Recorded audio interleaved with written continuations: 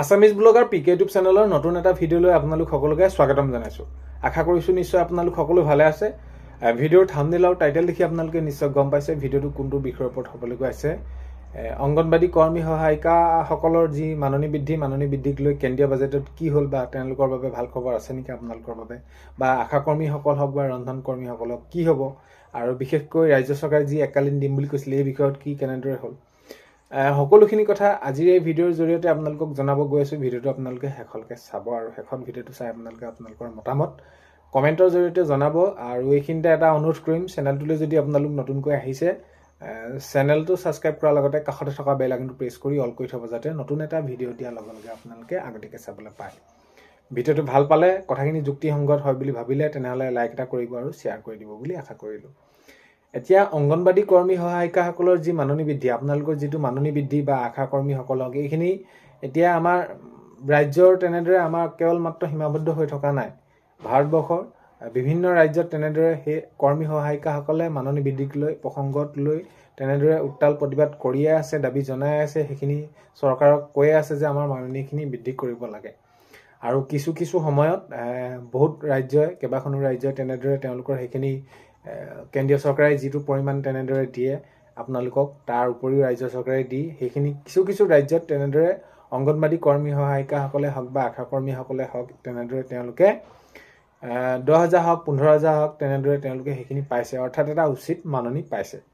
তেতিয়া বহু ৰাজ্য তেনেদৰে, তাৰ ভিতৰত আমাৰ অসমতো পৰে, তেনেদৰে আপোনালোকে এইখিনিতে কিমান কাকতি মিনতি কৰিছে যে মাননি বৃদ্ধি কৰি দিব লাগে, মাননি বৃদ্ধি কৰিব লাগে, আৰু অৱশেষত সেইখিনি কিমান বৃদ্ধি কৰা হ'ল বা কেনেদৰে পদক্ষেপ লোৱা হ'ল সেইখিনি আৰু বিশেষ বহলাই থকাৰ প্ৰয়োজন নাই, সেইখিনি হ'ল। কিন্তু আপোনালোকে যিটো বিচাৰিছিলে সেইটোতো আপোনালোকে নাপালে।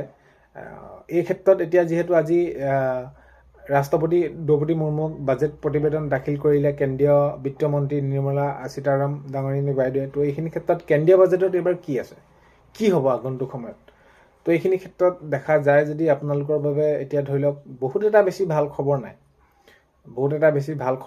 এতিয়া সেই ক্ষেত্ৰত আৰু আগন্তুক সময়ত গম পোৱা যাব যে কেন্দ্ৰীয় বাজেটতে বহুতখিনি এটা ভাল খবৰ ওলাব বুলি সকলোৱে ভাবি আছিলে, যে তাতে আপোনালোকৰ এইখিনি ক্ষেত্ৰত যদি কেন্দ্ৰীয় চৰকাৰৰ পৰা অলপমান ভালমানখিনি বিচৰা মতে যদি তেনেদৰে বৃদ্ধি কৰি দিয়ে তেনেহ'লে নিশ্চয় সকলোখিনি সুবিধা হ'ল হয়। কিন্তু যিটো বিচাৰিছিলে বা আপোনালোকে যেনেদৰে বিচাৰিছিলে সেইখিনি ক্ষেত্ৰত কোনো ধৰণৰ এটা ভাল খবৰ নাই আপোনালোকৰ এই যি মাননি বৃদ্ধিক লৈ। সেইটো এটা বহুত বেছি দুখ লগা বিষয়, কাৰণ কেলে যদি কেন্দ্ৰীয় চৰকাৰে আৰু অলপ বৃদ্ধি কৰি দিলে হয় আপোনালোকে ভবা মতে বা আপোনালোকে বিচৰা মতে, তেতিয়া বহুতখিনি সুবিধা হ'ল হয়। আৰু এতিয়া এইখিনি ক্ষেত্ৰত কোনো এটা ভাল খবৰেই নাহিলে, আৰু প্ৰত্যেকবাৰে আৰু এটা কেনেকুৱা ধৰণৰ কি পৰিস্থিতিত আপোনালোকে জীৱন পাৰ কৰিবলগীয়া হৈছে এইখিনি ক্ষেত্ৰত কৈ থকাৰ পাছতো কিয় বুজি উঠা নাই, সেইটো এটা প্ৰশ্নবোধকৰ চিন আহি পৰিছে।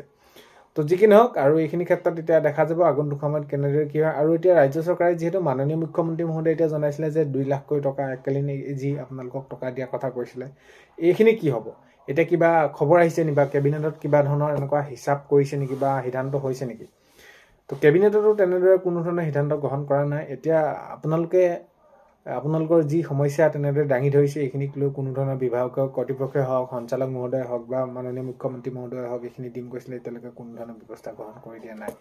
অতিকৈ এটা দুখৰ বিষয়, আৰু এইখিনি ক্ষেত্ৰত তেওঁলোকে গুৰুত্ব সহকাৰে কাম কৰিব লাগে। কাৰণ কেলৈ কণ শিশুসকলক, সেই শিশুসকলক শিশু অৱস্থাৰ পৰা ভৱিষ্যতে এজন সুনাগৰিক হিচাপে গঢ় দিয়াত আপোনালোকে আগভাগ লৈ আছে। কাৰণ কেলৈ শিশু অৱস্থাতে যদি ভালকৈ সেইখিনি তেনেদৰে যি ভাল উদ্দেশ্য হওক বা ভালকৈ যিসমূহ তেনেদৰে তেওঁলোকক সেইখিনি কণ শিশুসকলক দিছে শিক্ষা, এইখিনি ক্ষেত্ৰত আপোনালোকে ভূমিকা গ্ৰহণ কৰিছে। তো এইখিনি ক্ষেত্ৰত ভাল পদক্ষেপ ল'ব লাগে, আপোনালোকক প্ৰাপ্যখিনি দিব লাগে। কাৰণ কেলৈ এতিয়া বৰ্তমান সময়ত প্ৰত্যেকজন কৰ্মচাৰীয়ে সকলোখিনি ফালৰ পৰা যদি চাওঁ কিমানখিনি সুবিধা পাইছে, তো আপোনালোকৰ বাবে ভাল খবৰটো ওলোৱা হ'লে হয় বহুতখিনি ভাল হয়। আৰু এইখিনি ক্ষেত্ৰত আগন্তুক দেখা যাব কেনেদৰে কি, যিহেতু এতিয়া তেনেদৰে কেবিনেটো অনুষ্ঠিত হ'বলৈ গৈ আছে। তো সেইখিনি ক্ষেত্ৰত যদি সিদ্ধান্ত হয় আকৌ আপোনালোকক কেতিয়া দিব নিদিব কি কেনেদৰে, বহুতখিনি সুবিধা হ'ব। তো দেখা যাওক কি হয়। মুঠৰ ওপৰত আপোনালোকৰ সমস্যাখিনি দূৰ হ'ব লাগে, আপোনালোকে যিটো বিচাৰিছে সেইখিনি পাব লাগে, মূল বিষয়টো সেইটোৱে। আগন্তুক সময়ত খবৰসমূহ পালে নিশ্চয় আপোনালোকক ভিডিঅ'ৰ জৰিয়তে জনাম। আজিৰ এই ভিডিঅ'টো শেষলৈকে চোৱাৰ বাবে ধন্যবাদ।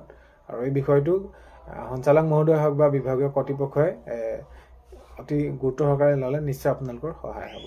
তো আগন্তুক সময়ত লগ পাম অন্য এটা ভিডিঅ'ৰ সৈতে। আজিলৈ বাই।